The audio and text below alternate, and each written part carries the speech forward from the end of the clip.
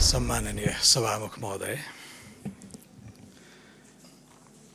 हिजो र आज गरी धेरै मान्य सांसदज्यूहरूले दर्जनौं सांसदज्यूहरूले आफ्नो बहुमूल्य टिप्पणीहरू सुझावहरू दिनुभएको छ। म एकमुष्ट सबैलाई धन्यवाद दिन चाहन्छु।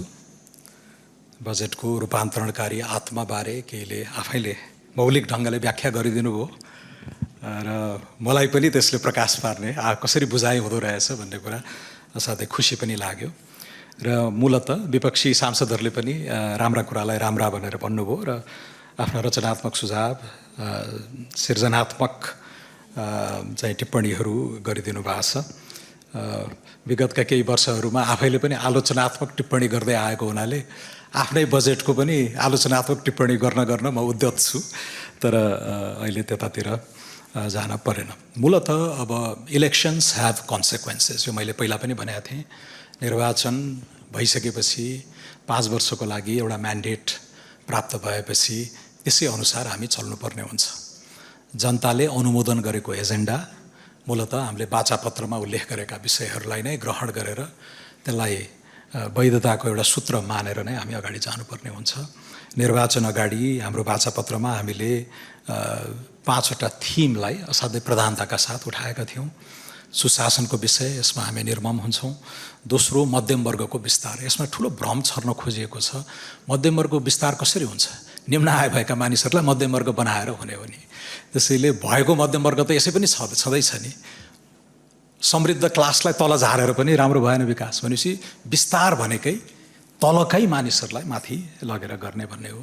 कनेक्टिभिटीमा बहुआयामिक कनेक्टिभिटी सन्निकटताको एजेन्डा हामीले बजेटको सिद्धान्त तथा प्राथमिकता पनि उल्लेख गरेका थियौँ। ऊर्जा, सडक, डिजिटल सबै कुराहरूमा, हवाई एभिएसन सबैमा ठुलो प्राथमिकता राखेका थियौँ। अर्को थियो काम काम काम, रोजगारी रोजगारी रोजगारी। तर रोजगारी कहाँबाट आउँछ? इकोनोमिक ग्रोथबाट आउँछ। इकोनोमिक ग्रोथ ल्याउनको लागि के गर्नु पर्यो?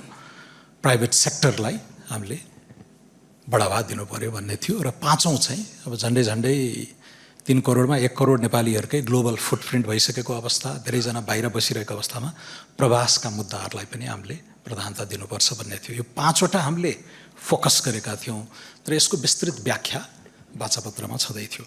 त्यसलाई जनताले त्यो विपुल जनादेश मार्फत अनुमोदन गरेपछि त्यसैमा अडिग भएर अगाडि जानुपर्ने एउटा लोकतान्त्रिक मर्म नै हो। अब मैले बुझेको भाषा अथवा मेरो पार्टीको जस्तो एजेन्डा आइदिएन भनेर गुनासो गर्ने ठाउँ त रह्यो, तर 5 वर्षसम्मलाई चाहिँ हाम्रो अर्जुन दृष्टि भनेको हामीले नै गरेको बाचा र जनताले अनुमोदन गरेको एजेन्डालाई नै हो भनेर त्यसप्रति असाध्यै वफादार रहेर हामीले कार्यक्रमहरू अगाडि बढाएका छौँ। त्यसैले 100वटा शासकीय सुधार, नीति कार्यक्रम, बजेटका सिद्धान्त तथा प्राथमिकता र बजेट, यो सबै चाहिँ एउटा अभूतपूर्व कन्सिस्टेन्सी छ, एउटा सङ्गति छ यसमा। यसलाई त्यही कोणबाट हेरिदिनु हुन म मान्य सांसदज्यूहरूलाई धन्यवाद दिन चाहन्छु। यति भन्दै गर्दा पनि हाम्रो विगत 30-40 वर्षको राजनीति अलि वाम प्रेरित नै थियो र त्यो भाष्य इत्यादिमा एउटा गढेर पनि बसेको छ। त्यसबाट हामीले प्रेरणा पनि लिएका छौँ र संविधान खिलाफ भयो कि भन्ने कुराहरू त्यो बिल्कुल गलत छ। समता, इक्विटीलाई हामीले केन्द्रबिन्दुमा राखेका छौँ। ग्रोथको कुरा गर्दै गर्दा पनि ग्रोथ विथ इक्विटीका कुराहरू छन्। समन्यायिक समुन्नति समृद्धिका कुराहरू गरेका छौँ। त्यसैले ठ्याक्कै समाजवाद भन्ने शब्द नपर्दा त्यसमा पनि हामी जोगिएर, मैले पहिला पनि व्याख्या गरेको थिएँ, समाजवादका 2 बुझाइ हुन्छन्। एउटा लोकतान्त्रिक धारबाट इक्विटीतिर नै डोहोरिने हो। अर्को सोसियलिजमको डेफिनेसनले चाहिँ उत्पादन, वितरण, विनिमयका स्रोत साधनहरूमा सम्पूर्ण राज्य शक्तिको स्वामित्व, त्यो बुझाइ चाहिँ हामीले मानेका छैनौँ। र मलाई लाग्छ संविधानले पनि त्यता गएको छैन, तर त्यो अस्पष्टता नरहोस्, त्यो अन्यल नरहोस् भनेर हामीले समता, इक्विटीको एजेन्डालाई वर्ग, लिङ्ग, क्षेत्र हरेक कोणबाट त्यसलाई न्याय गर्ने गरेर अगाडि बढेका छौँ। अब यति भन्दै गर्दा कतै गरिबहरू यहाँ अटेनन् कि मध्यम वर्ग भनेको यसको बुझाइ पनि अलि इन्कम्प्लिट भयो कि भन्ने कुरा, कृषिका कुराहरूमा यहाँहरूले यथेष्ट ध्यान दिनुभएको छ, मेरो ध्यान आकर्षण गर्नुभएको छ, र श्रमको बारेमा पनि हाम्रो सोच के हो र कुन मर्म स्पिरिटका साथ यो बजेट आएको भन्ने कुरा मैले पनि असाध्यै गम्भीरतापूर्वक यहाँहरूको टिप्पणीलाई लिएर र मूलत विपक्षी सांसदहरूले यी विषयहरूमा राख्नुभएको चासोलाई मैले न्याय गर्नुपर्छ भनेर मैले लेखेरै लिएर आएको छु। त्यसैले यी चारवटा कुरा चाहिँ यो सैद्धान्तिक धरातलको बारेमा अलि उन्नत बुझाइ भयो भने यो बजेटको चाहिँ दर्शन बुझ्न सकिन्छ कि जस्तो मलाई लाग्छ। म त्यसैले 2 पेज चाहिँ म यो चारवटा बुँदामा म पढेरै सुनाउँछु, त्यसपछि म अन्य विषयहरूको म सम्बोधन गर्नेछु। अर्थतन्त्रको यथार्थ, मध्यम वर्ग र निजी क्षेत्र।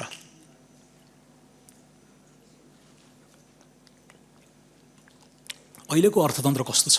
अहिलेको अर्थतन्त्र केही वर्षदेखि नै भनौँ मूलतः कोभिड पछि यो तङ्ग्रिन सकिरहेको अवस्था छैन। अघि मान्य विदुषी राणाले आफै पनि उद्यमी भएर उहाँले राख्नु भएको थियो, लिमा अधिकारीले पनि उहाँहरू उद्यम व्यवसायसँगै डिल गरेर आउनुभयो हुनाले यो कुराहरू चाहिँ उठाउनु पनि भएको छ।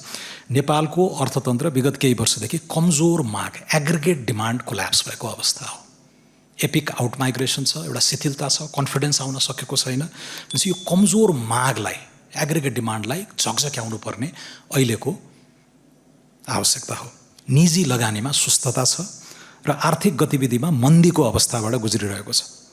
र यो अवस्थामा यो डिमान्डलाई पुनर्जीवित गर्ने कार्यक्रम ल्याउँदा त्यसलाई केवल अब मध्यमवर्गमुखी वा सहरी भनेर व्याख्या गर्नु चाहिँ यथार्थपरक हुँदैन। मध्यमवर्गको क्रय शक्ति घट्दा उद्योग, व्यापार, सेवा, पर्यटन, रोजगारी सबै प्रभावित हुन्छन्। त्यसैले अर्थतन्त्रलाई पुनः चलायमान बनाउन मध्यमवर्गको आत्मविश्वास, निजी क्षेत्रको त्यो भरोसा र राज्यको पनि खर्च गर्ने क्षमता पुनर्स्थापित गर्नु आर्थिक पुनरुत्थानको आवश्यक शर्त हो। कुनै विशेष वर्गलाई सुविधा दिने विषय यो होइन। त्यसैले यदि हामीले अहिलेको समस्याको करेक्ट डायग्नोसिस गर्यो भने त्यो करेक्ट डायग्नोसिस गरेर त्यसको सोल्युसन पनि ल्याउनु पर्ने हुन्छ। त्यसैले यो निजी क्षेत्र ओझेलमा परिएको थियो, भाषणहरूमा आइ नै राखेको थियो। त्यसैले अलिकति अपफ्रन्ट भएर हामीले प्रमोट गर्न खोजेकै हो। तर त्यो भन्दा पनि पछाडि निजी क्षेत्रप्रतिकै विशेष माया भन्दा पनि अहिले डिमान्ड कोल्याप्स भइरहेको अवस्थामा कसरी कन्फिडेन्स रिइन्स्टिल गर्ने भन्ने कोणबाट हामीले अगाडि आएका हौँ। र एउटा सत्य चाहिँ के हो भने दार्शनिक कोणबाटै पनि नीतिगत रूपमा हामीले एउटा दोहोरो चरित्र, हाम्रो डबल स्ट्यान्डर्ड त्यागेकै हो। एकातिर राज्यको नियामकीय, हिजो एकजना मान्य सदस्यले नियन्त्रण भन्नुभयो, नियन्त्रण होइन, नियामकीय सामाजिक न्याय र सार्वजनिक सेवा प्रवाहको भूमिका सुदृढ गर्ने एउटा रेगुलेटरी स्टेट, बलियो, स्वच्छ, प्रतिस्पर्धात्मक। अर्कोतिर निजी क्षेत्रलाई आर्थिक वृद्धि, लगानी, उत्पादन र रोजगारीको प्रमुख इन्जिनका रूपमा अगाडि बढाउने स्पष्ट दृष्टिकोण लिएका छौँ। राज्यले सबै काम आफै गर्ने र निजी क्षेत्रलाई शङ्काको दृष्टिले हेर्ने पुरानो सोचबाट हामी बाहिर निस्केकै हो। त्यस्तै बजारले सबै समाधान गर्छ भन्ने अतिवादी सोचबाट पनि हामी टाढा छौँ। हाम्रो दृष्टिकोण सक्षम राज्य र गतिशील निजी क्षेत्रबीचको सहकार्यमा आधारित छ। एकजना मान्य सदस्यले हिजो डानी रोड्रिकको प्रसङ्ग ल्याउनुभयो, जोसेफ स्टिग्लिट्सको प्रसङ्ग ल्याउनुभयो। गर्व नै लाग्छ, डानी रोड्रिक मेरो आफ्नै गुरु हुनुहुन्थ्यो। नवशास्त्रीय अर्थशास्त्रका केही सिद्धान्तहरू न्यू क्लासिकल, न्यू लिबरल होइन कि न्यू क्लासिकल इकोनोमिक्सको जगमा उहाँले प्रेषित गर्नुभएका मूलभूत सिद्धान्तहरू, बजार र राज्यबीचको सम्बन्धहरू बाजेको बुझाइ नै मेरो दीक्षाको आधार पनि हो र त्यो बजेटमा प्रतिबिम्बित भएको छ। गुरु चेलाको सम्बन्ध कहिलेकाहीँ कस्तो हुन्छ भने लेख्दै गर्दाखेरि समाजले कसरी हेर्छ इत्यादि भन्दा पनि त्यो पर्टिकुलर मेरो गुरुले यसलाई कसरी मान्ला, कसरी हेर्ला भनेर पनि हामीले सोच्ने गर्छौँ लेख्दै गर्दाखेरि। What would Dani Rodrik say about this budget भन्दाखेरि त्यसरी पनि इभ्यालुएट गर्ने गरिन्छ। हिजो मान्यज्यूले नामै लिनुभयो भएर मैले उल्लेख गरेँ र त्यसमा त्यो व्याख्या गर्दै गर्दा बजार स्वनिर्मित हुँदैन, राज्यले नै बनाइदिनुपर्छ। मार्केट्सहरू सेल्फ मेड, सेल्फ क्रिएटिङ हुँदैनन्। बजारहरू स्वनियमित पनि हुँदैनन्, त्यसलाई नियमन गर्ने राज्यले नै हो, सेल्फ रेगुलेटिङ हुँदैन। बजारहरू आफै स्वस्थिर हुँदैनन्, स्टेबलाइजिङ हुँदैन, त्यसलाई राज्यका सबल निकायहरूले नै स्थिर बनाउने हो। सेल्फ स्टेबलाइजिङ नभएकोले त्यो इन्स्टिट्युसनहरू चाहिन्छ। र बजारका प्रतिफलहरू स्ववैध, आफै सेल्फ लेजिटिमाइजिङ हुँदैनन्, राज्यले हस्तक्षेप गरेरै गर्नुपर्छ। त्यो धारबाट यो बजेट बनेको छ। र यो नियामकीय निकायहरूको हामीले अभ्यास पनि गर्दै आयौँ तर विकृत भयो। यो क्रोनी क्यापिटलिजमको प्रसङ्ग आउँछ, कहिले कब्जाका कुराहरू आउँछन्, हामीले उठाइ पनि राखेका छौँ। त्यसलाई ध्वस्त बनाएर नै अगाडि जानुपर्छ, किनकि प्रतिस्पर्धात्मक बजार अर्थतन्त्रले समतामुखी समृद्धिको नतिजा ल्याउनको लागि स्टेट चाहिँ बलियो हुनुपर्छ। त्यसैले यहाँ कतै उदारवादी धार, नवउदारवादी इत्यादि 20-30 वर्ष अगाडिको मान्यज्यूहरूलाई थप अध्ययन गर्न अलि गहिराईमा जानको लागि म आग्रह पनि गर्दछु। अर्को गरिबीबारे हाम्रो दृष्टिकोण, गरिबी कसरी घटाउने भन्ने विषयमा हाम्रो दृष्टिकोण अलि उन्नत, अलि परिष्कृत छ। हामीले सामाजिक सुरक्षाका विद्यमान कार्यक्रमहरू एउटा पनि काटेका छैनौँ। त्यसैले धेरैले टिप्पणी गर्नुभयो 20%लाई मात्र आयो कि भन्ने। यहाँहरूले 100%कै ल्याउँदै आएका बजेटहरूमा लोक कल्याणकारीका नाममा, गरिबका नाममा ल्याएका कार्यक्रमहरू कुनै पनि काटिएका छैनन्, बरु हामीले थपेका छौँ। देशैभरिका 3,13,000 दलित बालबालिकाको लागि पौष्टिक आहारका कुराहरू होलान्, अन्य कल्याणकारी कार्यक्रमहरूलाई थप नै बनाएका छौँ। स्वास्थ्य बिमाको प्रसङ्ग आयो, 10 अरब विनियोजन थियो पहिला, अहिले 15 छ। त्यसमा अर्को 10 अर्ब स्वास्थ्य मन्त्रालयकै कल्याणकारी कार्यक्रमहरू छन्। त्यसलाई गाभेर यो पुललाई युनिभर्सलाइज गरेर कसरी धान्न सकिन्छ, एउटा विशुद्ध सामाजिक सुरक्षा जस्तो कार्यक्रमबाट बिमाकै स्वरूप कसरी दिन सकिन्छ भन्नेमा पनि हामीले चिन्तन गरेका छौँ। तर केवल नगद वितरण गरेर, क्यास बाँडेर मात्रै गरिबी घट्दैन भन्ने यथार्थलाई यो बजेटले स्वीकार गरेको छ। हामी मान्छेलाई सधैँ सहायता लिने अवस्थामा राख्ने होइन, आम्दानी आर्जन गर्ने अवस्थामा पुर्याउने पक्षमा छौँ। त्यसैले नै कृषि आधुनिकीकरण, सिँचाइ, कृषि बिमा, श्रमिक सुरक्षा, सिप विकास, उद्योग, स्टार्टअप, पर्यटन, डिजिटल अर्थतन्त्र र निजी लगानी मार्फत रोजगारी सिर्जना गर्ने रणनीति लिएका छौँ। अन्ततः गरिबी घटाउने सबैभन्दा प्रभावकारी उपाय भनेको स्थायी आम्दानी र रोजगारी हो। वेल रेमुनरेटेड डिसेन्ट जब्स, र त्यो आर्थिक वृद्धिबाट मात्रै आउँछ हो। कहिलेकाहीँ आर्थिक वृद्धिको स्वरूप त्यति श्रम मैत्री नहुन सक्छ। त्यसैले हामीले इन्क्लुसिभ इकोनोमिक ग्रोथको कुरा गर्छौँ, जब क्रिएटिङ इकोनोमिक ग्रोथको कुरा गर्छौँ। तर त्यो बिना कहिले पनि दिगो गरिबी निवारण हुँदैन। र यसको आइरनी पनि छ विकास अर्थशास्त्रमा कि सबभन्दा सफल उदाहरण जनवादी गणतन्त्र चीन, जसले समावेशी आर्थिक वृद्धिकै जगमा 20-25 वर्षमा 80 करोड मानिसलाई गरिबीको रेखाबाट माथि उकास्यो। And that was possible because of economic growth, sustained private sector accumulation, domestic, foreign, सबै कुराहरू।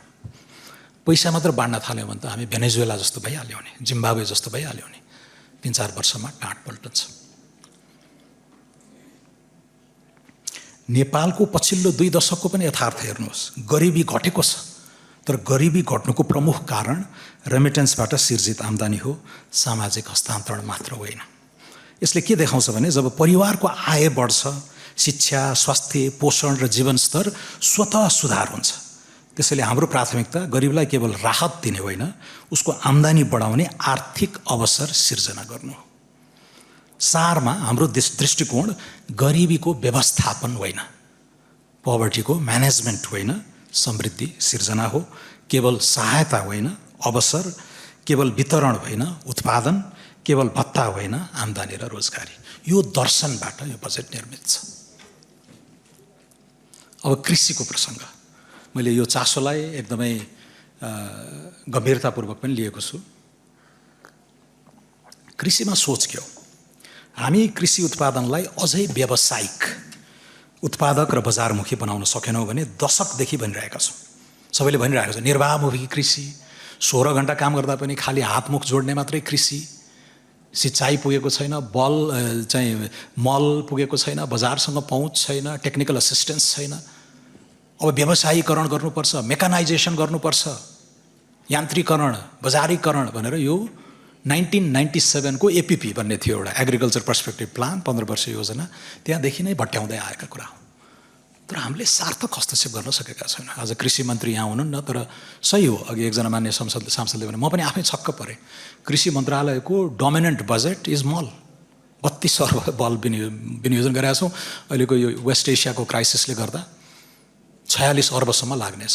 तर त्यो मल साँच्चै वास्तविक किसानका पुगेको छ कि छैन भन्ने कुराहरू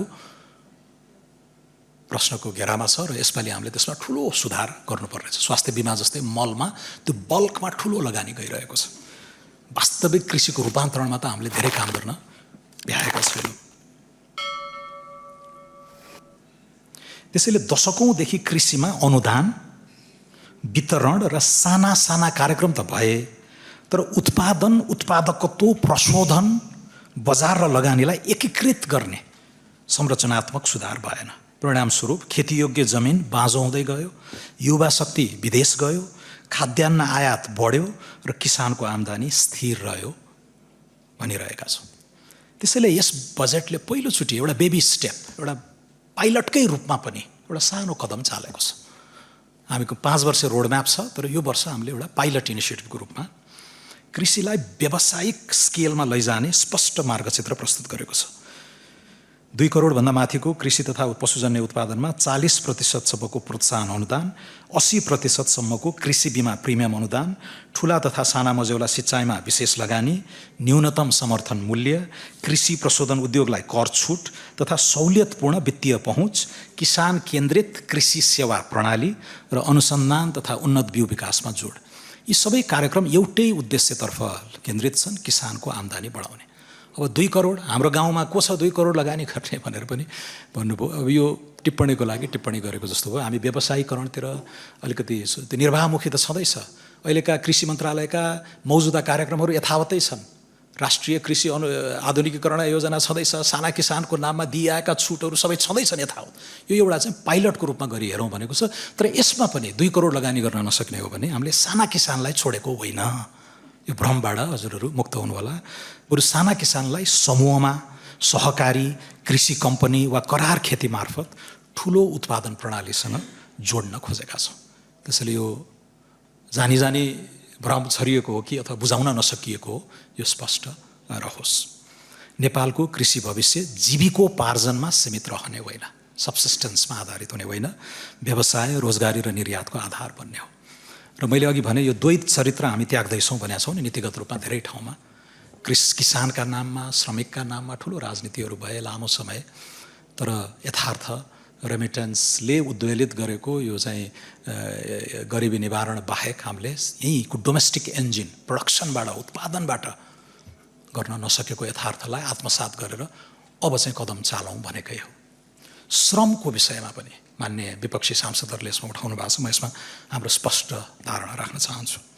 यो बजेट मार्फत हामीले अघि बढाउन खोजेको अर्को महत्त्वपूर्ण सुधार भनेको नेपालमा व्यवस्थित, सुरक्षित र मर्यादित श्रम बजारको निर्माण हो। हामी गम्भीर छौँ किन आज पनि नेपालमै मासिक 30 देखि 40 हजार रुपैयाँ कमाउने सम्भावना भएका हजारौँ युवा देश छोडिरहेका छन्। समस्या केवल रोजगारीको सिर्जनामा मात्र छैन। हामीले देखेका छौँ श्रमिकले समयमै ज्याला पाउँदैनन्, कार्यस्थलमा सुरक्षा छैन, बिमाको सुविधा छैन, दुर्घटना हुँदा संरक्षण पाउँदैनन् र अन्याय हुँदा छिटो कानुनी न्याय पनि पाउँदैनन्। यस्तो अवस्थामा श्रमिक विदेशतर्फ आकर्षित हुनु स्वाभाविक देखिन्छ। त्यसैले यो बजेटले श्रमिकलाई केवल श्रम शक्ति होइन, राष्ट्र निर्माणको साझेदार र विकासको सेनाका रूपमा लिनेछ। राष्ट्रिय श्रम दर्ता प्रणाली, नेशनल लेबर रजिस्ट्रीको कल्पना गरिएको छ। डिजिटल श्रम बजार, अनिवार्य लिखित श्रम सम्झौता, न्यूनतम ज्याला कार्यान्वयन, बैंक मार्फत पारिश्रमिकको भुक्तानी, बिमा, कार्यस्थल सुरक्षा, श्रम न्यायाधिकरण तथा सामाजिक सुरक्षा विस्तार जस्ता सुधार मार्फत लाखौँ श्रमिकलाई सुरक्षित र औपचारिक श्रम बजारमा आबद्ध गर्ने आधार तयार गरिएको छ। यो कुनै कम्युनिस्ट पार्टीले ल्याएको कार्यक्रम होइन, यो राष्ट्रिय स्वतन्त्र पार्टीले ल्याएको कार्यक्रम हो। श्रमिकको सम्मान र सुरक्षा बिना उत्पादनशील अर्थतन्त्र निर्माण हुन सक्दैन भन्ने यथार्थलाई यो बजेटले आत्मसात गरेको छ। यो सुधार कसको लागि? यो सुधार त्यही निर्माण श्रमिकको लागि हो जो वर्षौँदेखि असुरक्षित अवस्थामा काम गरिरहेका छन्। यो निर्माण मजदुरका लागि हो। यो होटल, उद्योग, ढुवानी, सेवा र अनौपचारिक क्षेत्रमा कार्यरत लाखौँ नेपालीका लागि हो। यो समाजको तल्लो तहमा रहेका श्रम बेचेर जीवन चलाउने नागरिकको जीवनस्तर उकास्ने प्रयास हो। हामी श्रम मन्त्रालयलाई केवल वैदेशिक रोजगारी व्यवस्थापन गर्ने मन्त्रालयका रूपमा होइन, स्वदेशी श्रम बजार निर्माण, श्रमिक संरक्षण र उत्पादक रोजगारी प्रवर्धन गर्ने मन्त्रालयका रूपमा रूपान्तरण गर्न चाहन्छौँ। त्यसैले म विनम्रतापूर्वक प्रश्न गर्न चाहन्छु, लाखौं श्रमिकलाई औपचारिक श्रम बजारमा ल्याउने, उनीहरूको सुरक्षा, बीमा, न्यूनतम ज्याला र कानुनी अधिकार सुनिश्चित गर्ने प्रयासलाई कसरी गरिब र श्रमिक विरोधी भन्न सकिन्छ? वास्तवमा यो बजेटको सबैभन्दा ठुलो सुधारको कार्यक्रम मध्ये यो हो।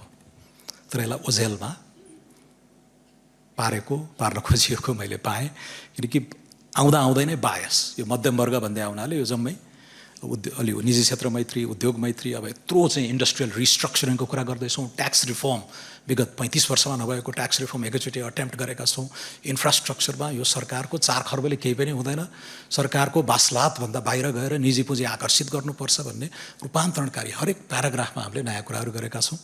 र त्यसमा चाहिँ यो श्रम विषय चाहिँ अलि बायसका साथ हेरिएको हुनाले ओझेलमा परिएको, तर म दाबीका साथ भन्छु असाध्यै महत्त्वपूर्ण मुद्दा चाहिँ यो छ।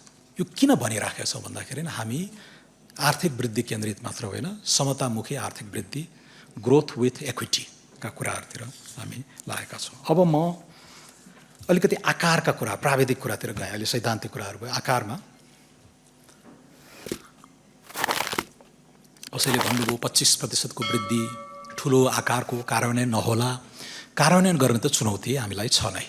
हरेक बजेट, फुकिएको बजेट र यथार्थमा खर्च हुने बजेटको यो भिन्नता बढ्दै गएको छ भूकम्पपछि। मूलतः पहिला जीडीपीको अनुपातमा हामी 25 देखि 28% सम्मको बजेट फुक्थ्यौँ र यथार्थ कार्यान्वयन 22 देखि 25% हुन्थ्यो। जहिले पनि त्यो implementation gap 3 to 4% of GDP हुन्थ्यो।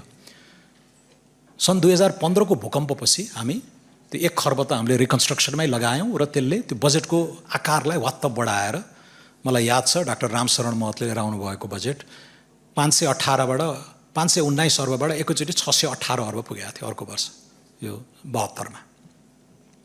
त्यसपछि हामीले त्यसलाई ल्यान्डिङ गर्नै सकेनौँ, त्यो बढेको बढै भयो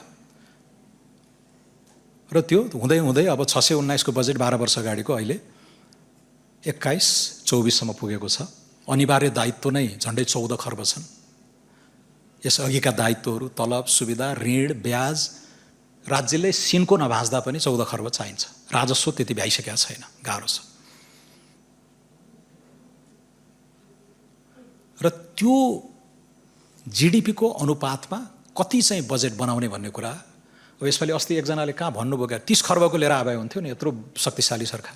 फुक्न त जति सके फुके पनि भयो, जीडीपीको अनुपातमा रिजनेबल हुनु पर्यो। र यसमा यहाँहरूलाई म स्मरण गराउन चाहन्छु, गत साल नेकपा एमालेका अर्थमन्त्री ल्याउनु भएको बजेटको आकार 1964 अर्ब थियो र त्यो जीडीपीको अनुपातमा 30% नागेको थियो। जहिले पनि यो एब्सोल्युट हेर्ने होइन कि हामीले रिलेटिभमा हेर्नुपर्छ। जीडीपीको अनुपातमा कति नर्मलाइज गर्नुपर्छ। अहिले जीडीपीको हाम्रो प्रक्षेपण यदि 7% छ, ल 7 नछोयो भने पनि 74 खर्ब जति पुग्ने अनुमान छ यो आर्थिक वर्षको अन्त्यमा। अहिले 66 छ। इन्फ्लेसन र रियल इकोनोमिक ग्रोथ जोडेर 12, 13, 13.5% गऱ्यो भने पनि 74 खर्ब नाग्छ जीडीपी। अहिले ल्याइएको 21 खर्ब प्लसको चाहिँ बजेटको आकार पहिलो पटक लामो समयपछि one of the smallest budget हो, ठुलो होइन। जीडीपीको अनुपातमा जम्मा 28.5% छ। र मेरो चेतमा के थियो भने त्यो भूकम्पपछिको त्यो बलुनिङ, अघि बलुन सलुन भन्यो, सस्तो किसिमले टिप्पणी गरियो नबुझिकन, त्यो बलुन इफेक्टलाई मैले डाउनसाइज गर्न खोजेकै हो। 30 ननागौँ भन्ने मेरो स्पष्ट निर्देशन थियो। जीडीपीको अनुपातमा 30% ननाग्नु होला। म आफै अनुशासनमा बाँधिन चाहन्छु। त्यसैले आकारका हिसाबले लामो समयपछि हामी साइजमा आएका छौँ। राज्यले गर्न सक्ने खर्चको सापेक्षतामा बजेटको आकार आएको छ। ऋणको कुराहरू आयो। ऋण लियो, 7 खर्ब ऋण लियो। ऋण भने जीडीपी भनेको फ्लो हो, ऋण भनेको स्टक हुन्छ, यो एक्युमुलेट हुन्छ, थोक हो। अहिले झन्डै 30 खर्बको ऋण हामीले बोकेका छौँ। हामीभन्दा अगाडिका सरकारहरूले लिएका ऋणहरू तिर्दै लिँदै थप्दै गरेर झन्डै 29-75 अर्ब राउन्ड अफ गर्दा 30 खर्बको ऋणको स्टक छ अहिले। त्यो सामा तिर्नु पर्यो, ब्याज तिर्नु पर्यो। भनेपछि अहिले हामीले त्यो ग्याप छ। रेभेन्यू त अहिले 13 खर्ब पनि नउठ्ला जस्तो छ। हाम्रो महत्त्वाकांक्षी लक्ष्य छ रेभेन्यूमा। धेरैले 14 खर्ब धेरै भएन भनेर सोध्नु भएको थियो। वास्तविक लक्ष्य 1580 अर्ब हो, किनकि हामी 175 अर्ब सङ्घले उठाएर प्रदेश र स्थानीय तहलाई दिनुपर्ने संवैधानिक बाध्यता छ। त्यसैले हाम्रो विकासको आधार हामी आफैले उठाउने राजस्वबाट नै हुनेछ। झन्डै 16 खर्ब हामीले उठाउने लक्ष्य लिएका छौँ। कम्प्लायन्स बढाएर, सुशासनको जगमा लिकेजहरू रोकेर, डिजिटलाइजेसनको भरमग्दो उपयोग र इन्सेन्टिभ्स, मान्छेलाई कर जस्तो नहोस्, रहरले तिर्ने बनाउनको लागि हामी आत्मविश्वस्त छौँ। र यसमा सम्माननीय प्रधानमन्त्रीज्यूले नै ढाडस दिनुभएको हो मलाई। म मेयर हुँदा 3 अर्बको रेभेन्यू मैले 12 अर्ब पुर्याएको थिएँ। सकिन्छ, इमान्दार सक्षम सरकार हो भने सक्छ भनेपछि हामीले यो आँटेका हौँ।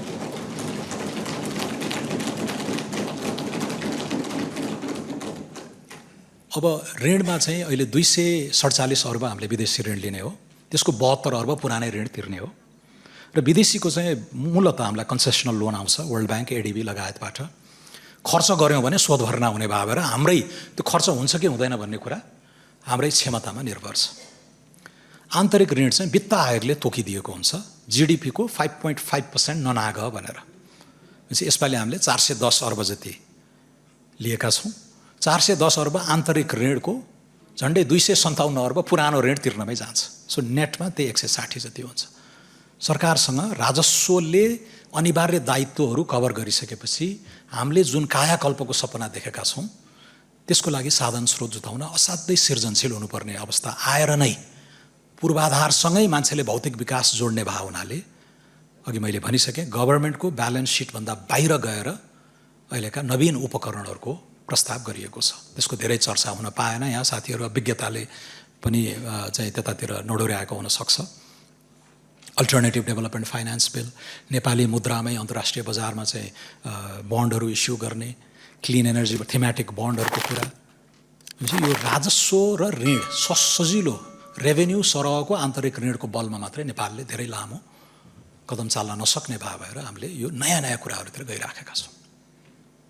र यो अघि मैले भने धेरै कुराहरू एक्सपेरिमेन्टल हिसाबले छ। यसले थप आकार अर्को 4वटा 5वटा बजेटमा लिन्छ। अहिले जग बसाउने, थिति बसाल्ने कामहरू पनि भएका छन्। र ऋण यो लिएको ऋण धेरै चाहिँ तिर्नकै लागि, पहिला लिएका ऋणहरू तिर्नकै लागि हुने भएकोले फिस्कल स्पेस कन्स्ट्रेन्ट छ। त्यसले यति गर्दा पनि हाम्रो डेटलाई जिडिपीको सापेक्षतामा चाहिँ धेरै बढ्नेवाला छैन। 7 खर्बको ऋण लिएर नै विकास हुन्छ भनेर अघि केही मान्यज्यूहरूले टिप्पणी गर्नुभयो। Debt as a share of GDP त्यही 43-44% आधारमा रहन्छ यति लिँदा पनि। सो बजेटको आकारबारे एउटा ठुलो भ्रम मैले चिर्न सकेँ जस्तो लाग्छ। अर्को डेट ऋणको भारबाट होइन राजस्वकै बलमा हामीले विकास गर्ने हो। त्यसमा बरु हजुरहरूको म साथ माग्न चाहन्छु। लिकेज, कम्प्लायन्स बढाउने र यहाँनिर चाहिँ अब अलिकति अरू के शिक्षामा कर लगाए, स्वास्थ्यमा कर लगाए, बिजुलीमा कर लगाए भन्ने कुराहरू पनि आएका छन्। बजार उद्वेलित गर्न इन्कम बेस्ड ट्याक्सेसनबाट कन्जम्सन बेस्ड ट्याक्सेसनतिर जानुपर्ने, किनकि इन्कममा हामीले वात्तै ठुलो लक्ष्य राख्न सकेनौँ। 16 खर्ब इन्कमबाट त्यसको ठुलो अंश इन्कमबाट नआउने हो, किनकि अर्थतन्त्र अझै पनि अनौपचारिक छ, इन्फर्मल छ। केही अध्ययनहरूले झन्डै 42 देखि 55% नेपालको अर्थतन्त्र इन्फर्मल छ। ऊ छ तर राज्यले चिन्दैन, किनकि राज्यमा ऊ बाँधिएकै छैन, कर तिर्दैन र उसले राज्यबाट पनि केही अपेक्षा गरेको छैन, तर यही समाजको अङ्ग छ। त्यसलाई फर्मलाइज गर्नुपर्ने चुनौती छ, त्यसलाई हाम्रो टाइम लाग्छ। तर कन्जम्सन त उपभोक्ता हामी सबैले गर्छौँ, इन्फर्मल सेक्टरले पनि गर्छ। इन्फर्मल सेक्टरका पात्रहरूले पनि चुरोट खान्छन्, चाउचाउ खान्छन्, चिया खान्छन्। भनेपछि यो इन्कम बेस्ड ट्याक्सेसनबाट कन्जम्सन बेस्ड ट्याक्सेसनतिर जाने, त्यसले हुम्लामा किनिएको चाउचाउमा पनि 25 पैसा लाग्न सक्छ कर। मैले उदाहरणको रूपमा भनेको। थोपा उपभोगबाट ठुलो सङ्ग्रह गरेर अहिलेलाई इन्कमभन्दा कन्जम्सनतिरबाट भरथेक गरौँ। इन्कममा चाहिँ बजार उत्तेजित गर्नु छ, मान्छेको गोजीमा पैसा आओस्, उसले खर्च गरोस्, डिमान्ड स्टिमुलेट गरोस्, अर्थतन्त्र चलायमान होस् भनेर इन्कममा अलि उधार भएकै हो। 10 लाखसम्मको ट्याक्सेसन, मार्जिनल ट्याक्स। अब प्रश्न आयो, यसमा कुनै विज्ञान छैन, कसैले फ्ल्याट 10% को पनि गरेका छन्, आर्थिक वृद्धि पनि गरेका छन्। यो प्रोग्रेसिभिटीका डिबेटहरू अलि पुराना बासी पनि भइसके। 39% राखिदिँदा के हो भने नम्बर 1 यसले विदेशी लगानीकर्ताहरूलाई नकारात्मक सन्देश दिने भयो। कहीँ हामी स्टालिनिस्ट रसियामा त छैनौँ, त्यति अनुदार भन्ने सन्देश जान्छ। फेरि राज्यको स्वरूप हेरिन्छ, नोर्डिक कन्ट्रिजमा हाई ट्याक्सेसन टोलरेबल छ, किनकि उसले कर पनि तिर्छ, राज्यबाट सबै कुरो फिर्ता पाउँछ। हामी कहाँ त्यस्तो चरित्र छैन। अस्ति एकजना मान्य संसदले मिठोसित भन्नुभयो, क्या अरे ट्याक्स लिन्छौँ नर्वेको जस्तो, सेवा दिन्छौँ सोमालियाको जस्तो। राज्यले गुड क्वालिटी सर्भिसहरू दिन सक्यो भने ट्याक्स अलि माथि नै राखे पनि हुन्छ, तर त्यो चरणमा हामी पुगिसकेका छैनौँ। राज्यका सेवा सुविधाहरू अपर्याप्त भएर नै त्यो भ्याकुम फिल गर्नको लागि निजी क्षेत्र पनि आइरहेको छ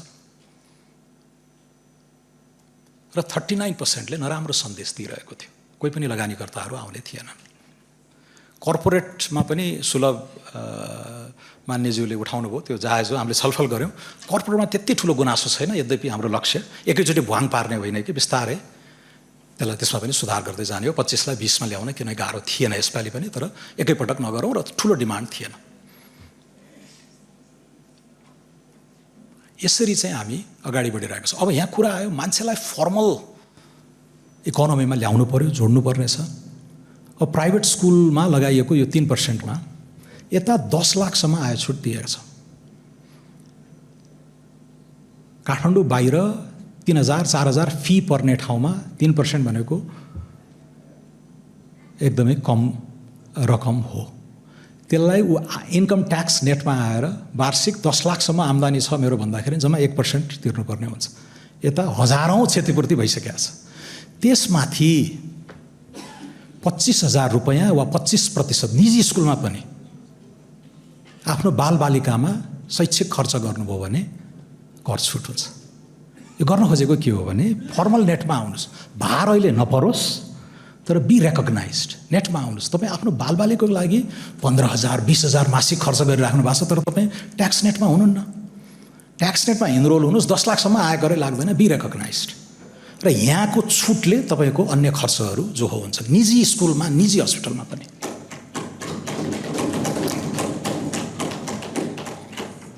यसले दह्रो आधार दिन्छ हाम्रो ट्याक्सेसनको। हामीले यो गीत पनि सुनेकै हो पहिलेदेखि, दर घटाउने दायरा बढाउने, तर कसैले गरेन। हामीले जोखिम मोलेर आँटेकै हो।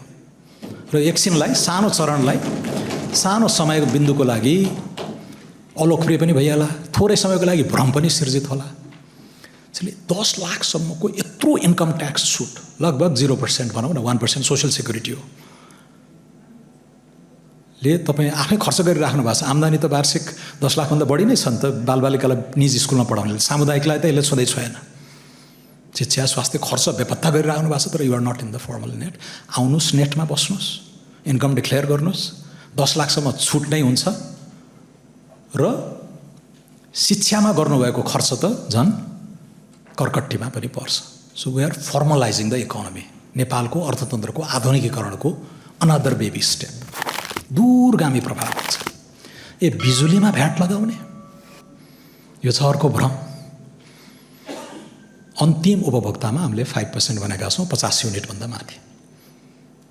यो पनि हामी अन्तिम उपभोक्तामा भार नपर्ने गरेर होइन। यो अर्थमन्त्री बढी चलाख भयो कि क्या हो, यतातिर छुट दिएछ यता ठटा छ भन्ने पनि सानो हदसम्म हो। खरबौँ लगानी भएको छ बिजुली सेक्टरमा, but they are not in the tax net. छुटै छुट छ। पछि हाम्रो जिडिपीको ठुलो अंश युटिलिटिजले ओगट्नेवाला छ। वाटर, इलेक्ट्रिसिटी, जति हामी सहरीकरण गर्दै जान्छौँ, अर्बनाइज्ड सोसाइटी हुँदै जान्छौँ, युटिलिटिजको अंश जिडिपीमा ठुलो हुन्छ। यति ठुलो सेक्टर फर्मल ट्याक्स नेटबाट बाहिर रहन सक्दैन। विद्युत डेभलपर्सहरूलाई त हामीले 1 दशकसम्मकै आयकर छुटदेखि लिएर भन्सार छुट अनेक गरेका छौँ। त्यसको राम्रो इन्सेन्टिभले गर्दा नतिजा पनि देखिया छ। पञ्चायत ढल्दा 262 मेगावाटको जडित क्षमता आज 4300 कति पुगेको छ। हाम्रो बजेटकै लक्ष्य 5300 कति पुर्याउने भन्ने छ। 10 वर्षभित्र हामी 30,000 पुर्याउँछौँ भन्ने छ। सो यो इन्सेन्टिभले काम गर्छ, तर अल्टिमेटली यति ठुलो सेक्टर जिडिपीको अंश ओगट्ने ट्याक्स नेटमा आउनुपर्छ। तर उपभोक्तालाई भार पार्नु भएन भनेपछि के गर्ने त? दुईटा विकल्प छन्। यो साउन 1 गतेदेखि लागू हुने भनेको छ। साउन 1 गतेभन्दा अगाडि हामी यसलाई एड्रेस गर्छौँ। अल्टिमेट कन्ज्युमरमा यो बर्डन हुँदैन, तर नेटमा आयो नि। र 5% भनिए पनि 50 युनिट फ्री भए हुनाले effective tax rate it's 3 to 4.2%। 125 unit खपत गर्नेले पनि जम्मा तिर्ने 24 रुपियाँ हो। अस्ति सम्मान्य प्रधानमन्त्रीज्यूले त भन्नुभयो यत्रो 10,000 चार्जिङ स्टेसन यत्रो पूर्वाधारमा लगानी गर्नुपर्छ। ऊर्जा मन्त्रालयको यो सालको बजेट 85 अर्ब छ। कहीँबाट त आउनु पर्यो नि। छोड्ने फोकटमा बाँड्ने यता कहीँ पनि नकस्ने हो भने त again do you want to be the next Venezuela of South Asia? No. जिम्मेवार ढङ्गले जानुपर्छ, अनुशासनमा बाँधिएर जानुपर्छ।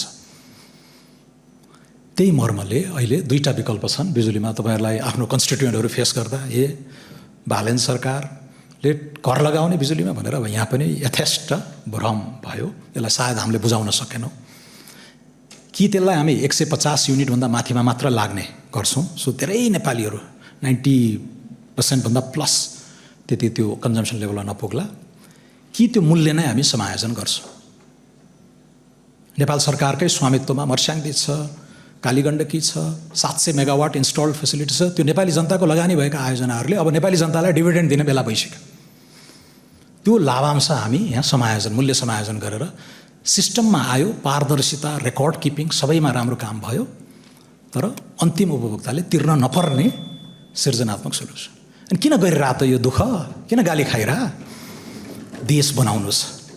एक क्षणको लागि अप्रिय निर्णय भए पनि गरौँ। लोक रिझ्याइको राजनीति गर्ने छुट हामीलाई छैन। लोक रिझ्याइको राजनीति गर्ने छुट हामीलाई छैन, राष्ट्रिय स्वतन्त्र पार्टीलाई छैन।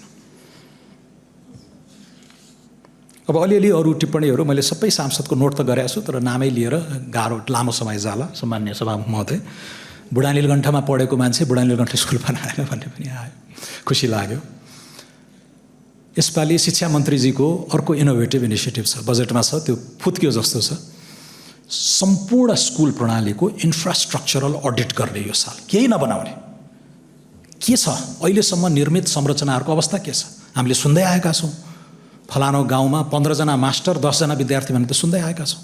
गाभ्न पर्यो, बस कुदाउन पर्यो भन्ने पनि छन्। के छ त स्टक? अब त्यो हामीले त दूरगामी भिजन लिएर अगाडि जानुपर्ने। यहाँ छर्दैउ न पैसा। जागृति मावि माने चौकामा यति पैसा हालिदेऊ, उति हालिदेऊ, त्यो रमाइलो लाग्थ्यो बजेट छर्नलाई। तर यो वर्ष 1 अरब रुपियाँ शिक्षा मन्त्रीले 1 अर्ब रुपियाँ माग्नुभयो। मन्त्रीज्यू, मलाई इन्फ्रास्ट्रक्चर, एजुकेसनल इन्फ्रास्ट्रक्चरको अडिट मात्र गर्न त्यति पैसा चाहिन्छ। यो वर्ष म अडिट मात्रै गर्छु र नेक्स्ट इयर चाहिँ अनि कङ्क्रिट डिप रिफर्मको कार्यक्रम लिएर आउँछु भन्नुभएको छ। त्यसैले मेरो दिमागमा त छ नै 7वटा प्रदेशमा अलि ठुलो सामुदायिक विद्यालय 2000, 3000, 4000 विद्यार्थी सङ्ख्या भएका सफल विद्यालयहरूमा त्यसलाई बुढा नीलकण्ठको आकारमा कन्भर्ट गर्न सकिएला। सबै कुरा पहिलो वर्षमा नगरेकै हो। यो अडिट गरौँ, सिस्टमेटिकली हामी अगाडि जाउँ भन्ने छ। दलित समुदायले के पायो, यो समुदायले के पायो भन्ने कुराहरू, कति कुराहरूलाई अब नामै तोकेर भन्न सकिँदैन। रामेछापले के पायो, दोलखाले के पायो भन्ने पनि भन्नुभएको छ। त्यो सबै सम्भव भयो भने त यो पातलो बजेट म त 40 मिनट बन्नेवाला थिएँ सुरुमा, तर सम्भवै हुँदो रहेछ। त्यही भएर छोटो, पहिला 2.5 घन्टा पनि वाचन हुन्थ्यो, यसपालि 1 घन्टा 40 मिनटमा सकेँ मैले। त्यो सबै सम्बोधन गर्न सकिँदैन। यो सबै आउने भनेको मन्त्रालयको पुस्तिकामा। मन्त्रालय, हरेक मन्त्रालयको आफ्नो। मैले चाहिँ अब जस्तो झन्डै 350 अर्ब भौतिक पूर्वाधार मन्त्रालय अथवा अहिले पूर्वाधार मन्त्रालयलाई विनियोजन गरेँ। त्यसको सब एलोकेसन चाहिँ उहाँहरूले गर्ने हो। शिक्षामा 220 कि कति दिइयो।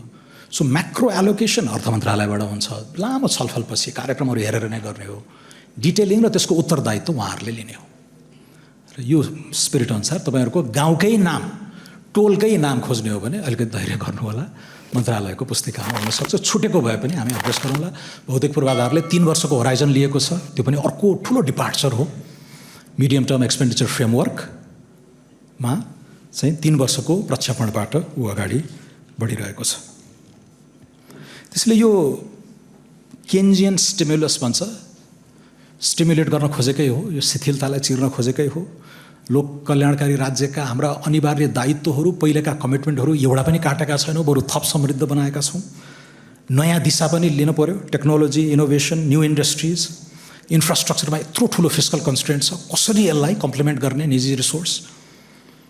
डायस्पोरा, सौम्य शक्तिका कुराहरू छन्, औद्योगिकरणका कुराहरू छन्। ट्याक्स रिफर्ममा 4 हप्ताको मेहनतले हामीले income tax, value added tax, excise, customs, अन्य करहरूलाई एकैचोटि रासनलाइज गरेका छौँ र यसलाई थप समृद्ध गर्दै केही छुट्या हुन सक्छन् 2-3वटा, यसलाई अब अर्को 5वटा बजेटमा थप उन्नत बनाउँदै अगाडि लाने नै हो।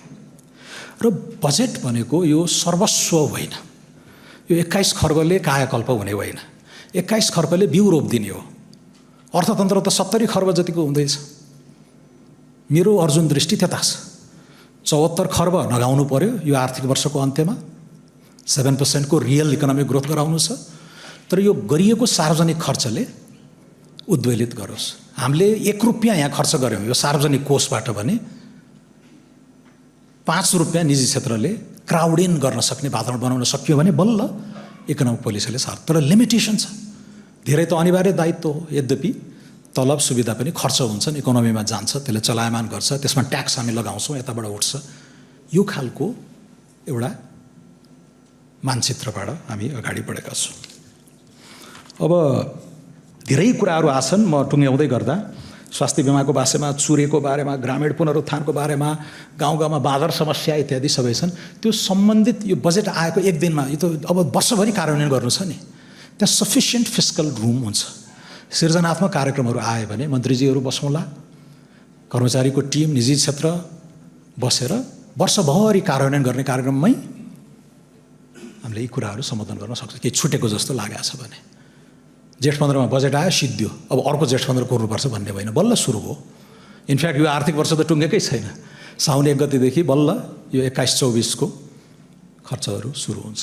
त्यसैले यसमा हजुरहरूका सृजनात्मक विचारहरू, कार्यक्रमहरू, कतै जेन्युइन कुरा छुटेको हुनसक्छ, मानवीय त्रुटि भएको हुनसक्छ, अथवा ध्यान नपुगेको हुनसक्छ, पर्याप्त तयारी गर्न नपाइएको हुनसक्छ। बहसहरू, छलफलहरूमा पनि केही कन्स्ट्रेन्ट थिए यसपालि। म मन्त्री बनेकै दिनदेखि नै होमिनु पर्यो, जबकि राष्ट्रिय योजना आयोगले सिलिङ तोकिदिइसकेको थियो। यसमा पनि मैले टिप्पणी गरिहालौँ। राष्ट्रिय योजना आयोगले जानेरै थोरै सानो आकारको 1964 को बजेट उसैले अनुमति दिए हो पोहोर, तर उसले यसपालि चाहिँ 1890 के थाहा थियो भने नयाँ सरकार आउँदैछ, उसले आफ्नो हिसाबले यसलाई बढाओस्, यो 1890 चाहिँ मिनिमम होस् भनेर मन्त्रालयहरूलाई प्लानिङ गर्नको लागि न्यूनतम तोकिदिएको हो। त्यसैले योजना आयोगले तोकेको भन्दा 2 खर्ब बढी यताउता, त्यसमा कुनै बौद्धिक तुक छैन।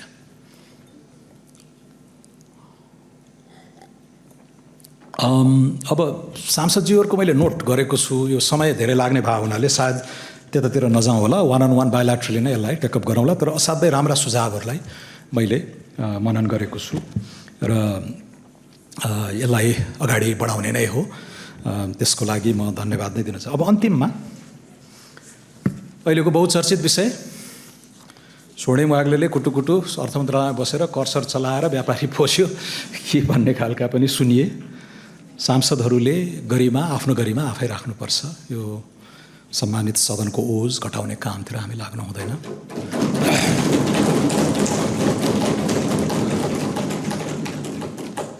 सुशासनको निर्मम एजेन्डा लिएर अगाडि बढेको, सुशासनको त्यो कठोर कटिबद्धतालाई जनताले अनुमोदित गरेको 2 महिनामै हामी धोका दिन सकौँला?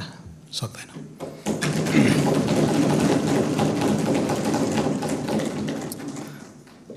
र मैले आज सार्वजनिक लेखा समितिमा पनि भने, 1-2टा चाहिँ खोस्टाहरूले लेखे कि 2 अरबको आशंका इत्यादि भनेर।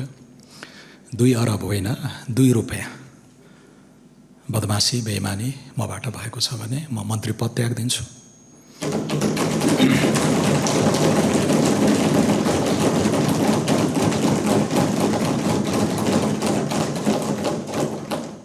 सार्वजनिक जीवनै त्याग्न पनि म तयार छु। 2 रुपियाँ।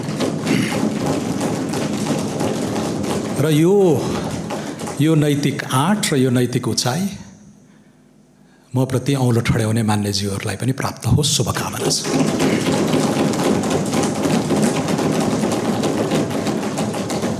तपाईहरुका काण्डबारे हामी अनभिज्ञ हो र?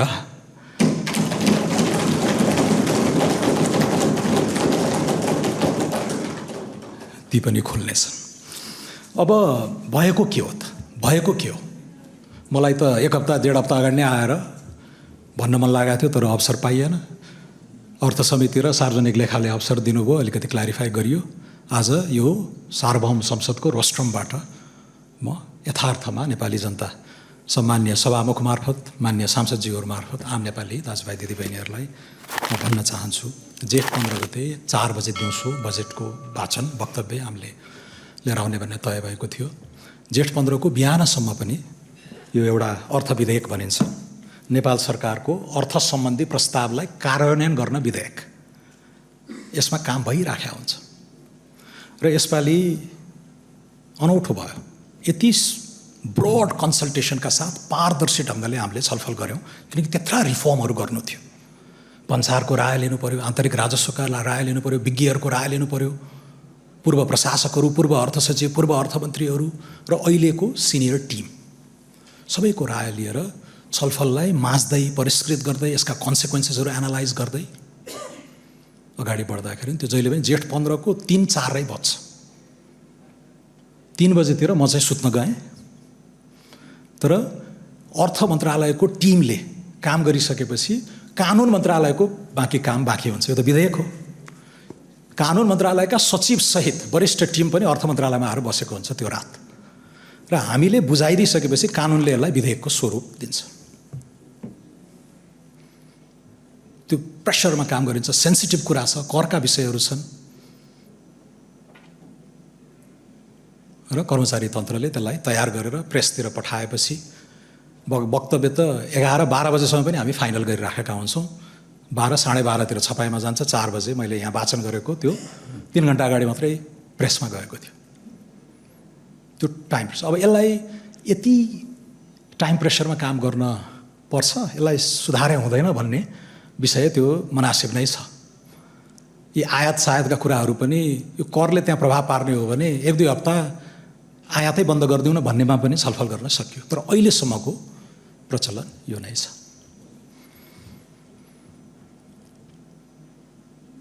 जेठ 16 गते शनिबार, जेठ 17 गते कर्मचारी साथीहरू आउनुभयो।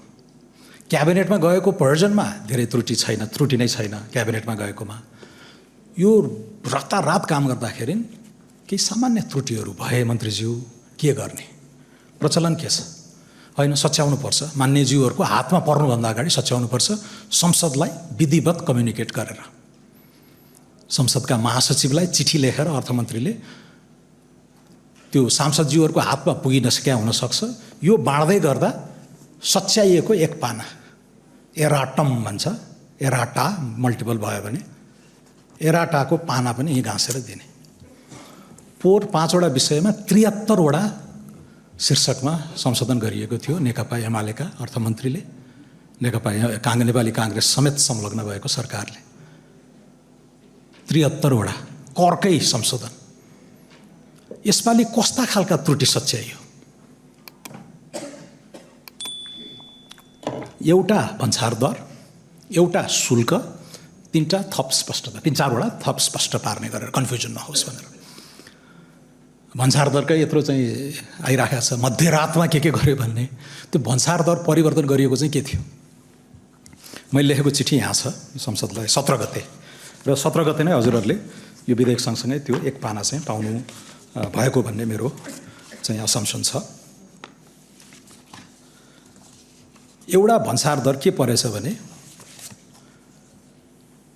एउटा प्रडक्ट छ एचएस कोड, हार्मोनाइज सिस्टम भन्छौँ हामी कस्टमसमा, 5000 जति वस्तुहरू हुन्छन् यहाँ। यस्तो 4202-1290 को कोड भएको एउटा प्रडक्टमा, त्यो प्रडक्टको चाहिँ अलि व्याख्या नै हुन्छ, बाहिरी भाग प्लास्टिक वा कपडा पदार्थ भएका बाकस, सुटकेस, यो एउटा क्याटेगोरी छ।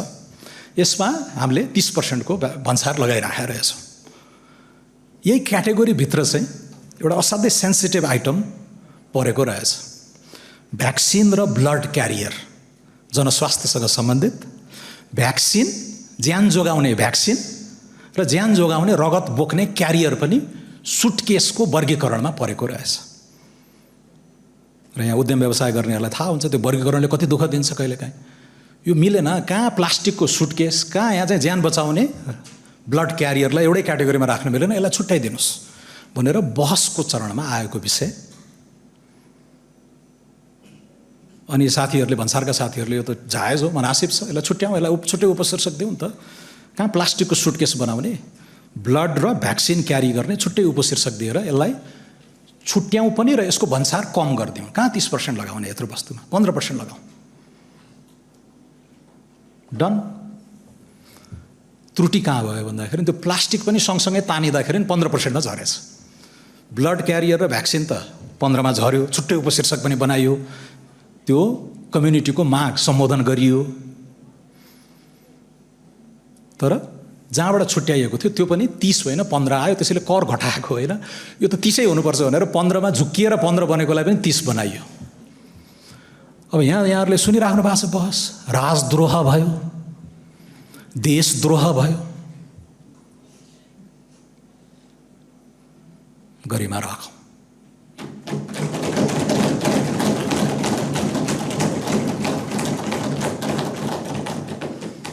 अर्को सच्याइएको मूल यही हो। अर्को चाहिँ इभीमा यत्रो मिडल क्लास एस्पिरेसनका कुराहरू छन्, 50 लाखभन्दा कम मूल्य, बजार मूल्य 50 लाख, तर भन्सारमा आइपुग्दा जुन हामीले CIF मूल्य भन्छौँ, कस्ट, इन्स्योरेन्स र फ्रेट को मूल्य जोडेर फ्याक्ट्रीबाट आएको मूल्य जोड्दा त्यो चाहिँ 20 लाख, ट्याक्स जोड्दाखेरि त्यो 43-45 कति पुग्छ। 50भन्दा मुनिमा चाहिँ यसपालि मूल्य नबढाउँ। 50भन्दा माथिलाई त्यसको छुट्टै कोड छ। आज मान्य विपिन आचार्यले पनि उल्लेख गर्नुभयो सार्वजनिक लेखामा, त्यो टक्सिसिटी, त्यो प्लास्टिक कन्टेन्ट, त्यो फरेन एक्सचेन्जको रिजर्भ, त्यो प्रिभिलेज नै हो। तपाईँ हामीले प्रिभिलेज लिएका हौँ। Shouldn't we tax that a little bit? तर 50भन्दा मुनि त एस्पिरेसनल युवासँग जोडिएको विषय त अहिलेलाई नगरौँ, बढ्नु हुँदैन, बरु घटोस् नै भन्ने नियतले कहाँ चलाउने त? फ्ल्याट छ। योभन्दा अगाडि विचलन थियो, 5 अरबको बेरोजु महालेखाले लेखिसकेका थियो। यति ठुलो चलखेल, विकृत राजनीतिक अभ्यास, गठजोड, बिचौलिया, पिक पावरमा।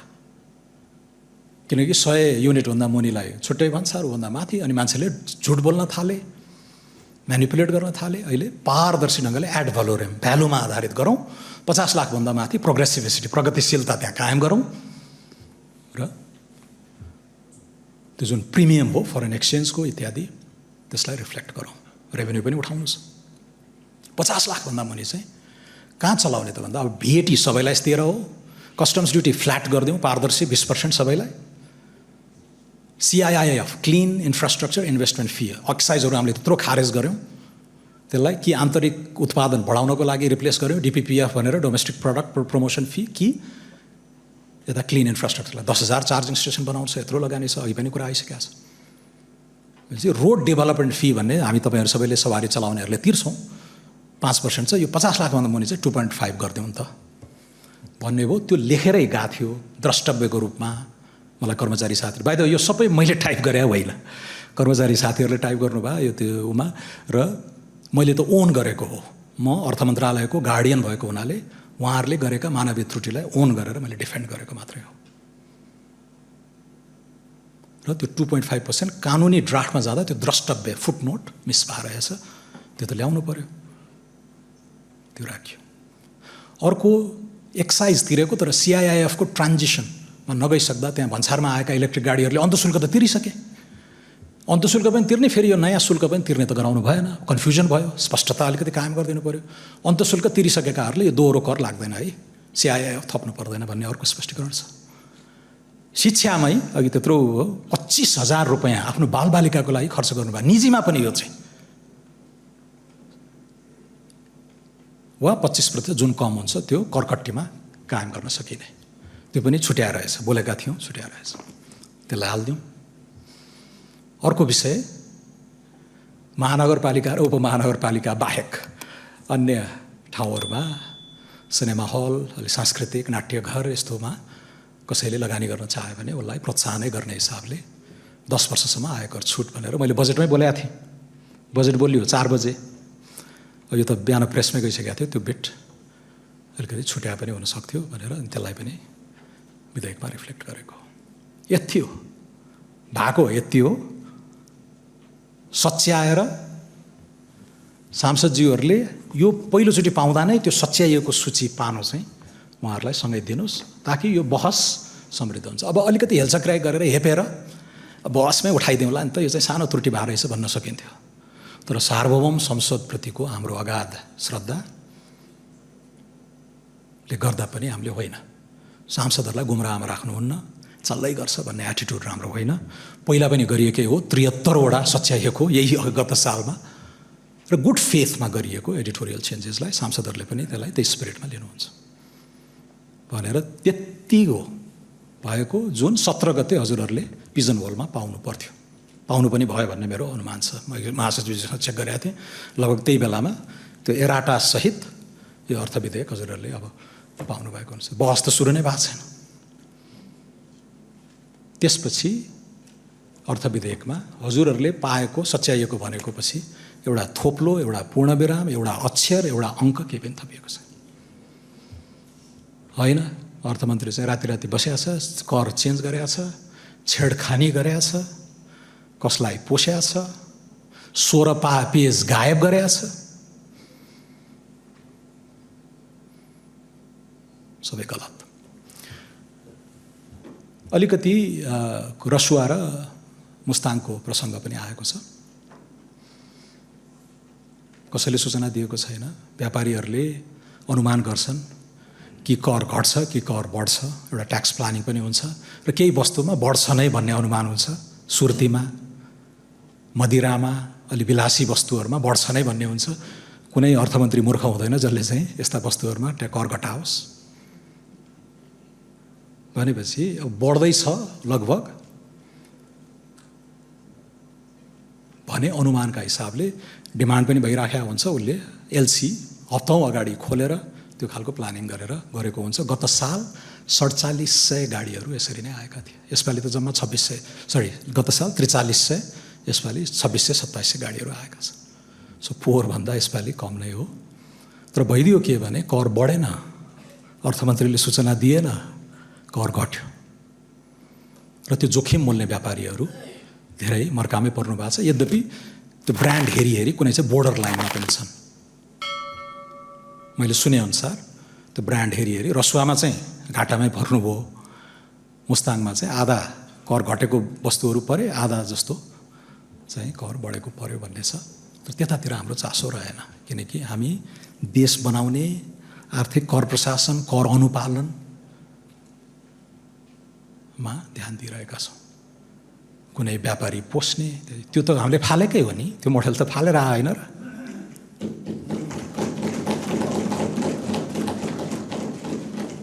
त्यसैले नै मैले भन्न सकेको हो, यहाँ सार्वभौम संसदको रोस्ट्रममा उभिएर मैले भन्न सकेको छु, 2 अरब होइन हजुर, 2 रुपियाँ बदमासी गरेको छ भने म यो पद त्याग्दिन्छु, सार्वजनिक पद नै त्याग्दिन्छु भन्ने नैतिक आँट, नैतिक उचाइ मलाई आरोप लगाउने मान्य सांसदज्यूहरूलाई पनि प्राप्त होस्, शुभकामना छ। हस्, धन्यवाद।